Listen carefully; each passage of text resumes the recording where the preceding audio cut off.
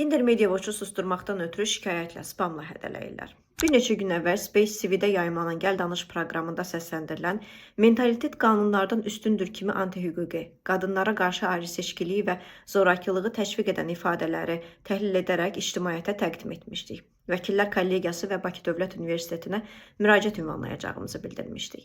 İndi isə həmin verilişin aparıcısı apardığımız təhlillə sağlam cavab vermək yerinə bizi şikayət edərək susturmaqla hədələyir. Hazırladığımız video Azərbaycan Respublikasının Konstitusiyasına, qanunlarına, gender bərabərliyi və etik jurnalistika prinsiplərinə əsaslanır. Verilişin aparıcısı isə televiziyada yayımlanan proqramın sosial şəbəkədə paylaşılmasına qarşı olduğunu bildirir.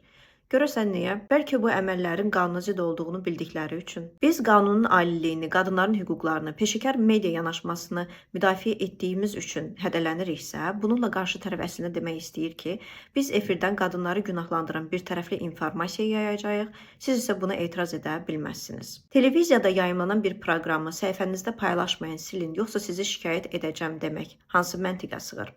Aparıcını isə müəlliflik hüququ və əlaqəli hüquqlar haqqında Azərbaycan Respublikasının qanunu ilə tanış olmağa çağırırıq. Peşəkar yanaşma tənqidi qəbul etməyi və tənqiddən nəticə çıxarıb öz işini təkmilləşdirməyi tələb edir. Efirdə səsləndirilən ifadələrə görə isə təkcə bu fikri səsləndirən şəxs və aparıcı deyil, redaksiya heyəti də birbaşa məsuliyyət daşıyır və hər yolu spam, şikayət, təhdid deyil, mövcud olan problemi etiraf etmək və onu həll etməkdir. Biz bu proqramda səsləndirilən fikirlərlə bağlı Vəkillər Kollegiyası və Bakı Dövlət Universiteti ilə yanaşı Audiovizual Şuraya da müraciət ünvanlayacağıq.